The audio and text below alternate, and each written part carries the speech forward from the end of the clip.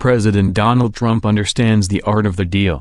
In politics, timing is everything. Trump will do things no other president has ever done before because he is faced with a group of high-level Washington, D.C. insiders called the deep state who are out to destroy him. Well, my fellow patriots, our president just called their bluff, dropping the mother of all bombshells right on Barack and Michelle Obama's heads. You'll love this. Does anyone ever wonder what happened to Barack Obama's book deal? Remember, the big $65 million joint deal he and Michelle signed with Penguin Books. Well, Michelle finished her book, calling it Becoming Michelle, yet Barack just can't seem to get his done. Well, now we know why. Poor Barack can't finish his book about his days as president because of what he has been worried about ever since Trump got elected. He would have to lie or incriminate himself. The truth is, Barack is responsible for the biggest case of corruption ever in the history of the United States. If Watergate is the litmus test,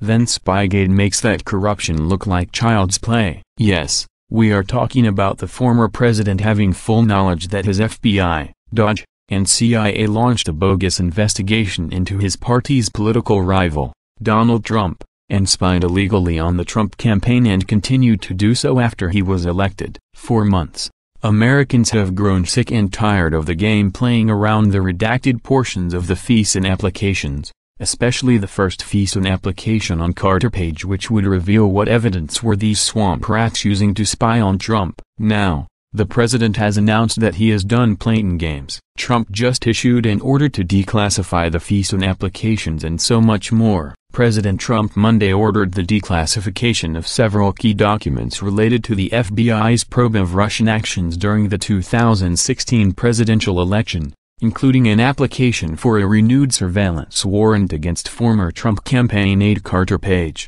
and text messages from disgraced FBI figures Peter Strzok and Lisa Page, reports Fox News. The documents to be declassified also include 12 FBI reports on interviews with Justice Department official Bruce Orr and all FBI reports of interviews prepared in connection with all other applications to surveil Carter Page. Trump also ordered the Justice Department to release text messages from a number of the key players in the Russia investigation without redaction, including former FBI Director James Comey, former FBI Deputy Director Andrew McCabe, or Strzok and Lisa Page. Understand the wording of Trump's statement issuing this declassification is extremely important. This is political game playing, and the president can't seem as if he is using his executive powers to benefit himself, even though that is exactly what he is doing, and has every right to do it. The conservative Treehouse explains, the president, WH Counsel, is referencing committee requests. This is critical because it removes the legal conflict, executive self-interest, within the release, and makes the request a function of legislative branch oversight. Additionally, and importantly, the request calls for all of the prior text messages to be released without redactions. Well, Rep.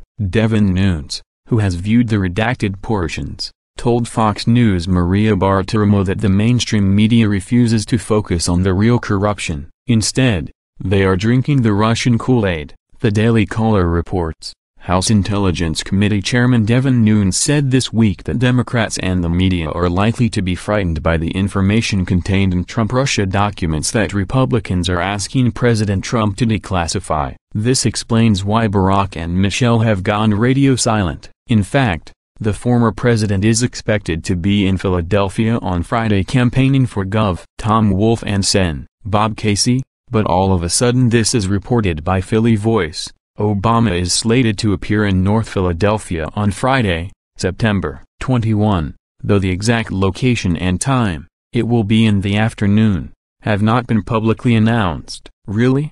So the former president isn't really sure where he will be in 4 days. He doesn't want to be anywhere near the spotlight when these damning reports are published. And Michelle? Same thing. She is slated to be in San Diego at the Mind Body conference this Friday. Mind Body still have her on their website, but they have stopped tweeting out anything about her being there since September 14th. You'd think they would be hyping that as much as possible, right? Well, we are sure of one thing. Barack and Michelle must be burning up their cell phones with a team of attorneys, just like in the Watergate scandal. It all led to the top. Who knew what and when did they know it? There is no conceivable way that Obama did not know about this massive of an operation against Trump. And remember, even after Trump got elected and Barack was still in office, another FISA warrant was renewed and signed by fired FBI Director James Comey and fired Deputy AG Sally Yates in January 2017 to continue the illegal spying on President-elect Trump. Suddenly, the Obama's future is in serious jeopardy. The best-case scenario for Barack and Michelle is they are disgraced, they become labeled dirty rats and their potential millions in speaking engagements dries up overnight. At the worst, the former president could face prison time with Michelle running as fast as she can for the divorce court to try and salvage whatever reputation she has left with the leftists. Oh, this is the beginning of the end of the Obamas.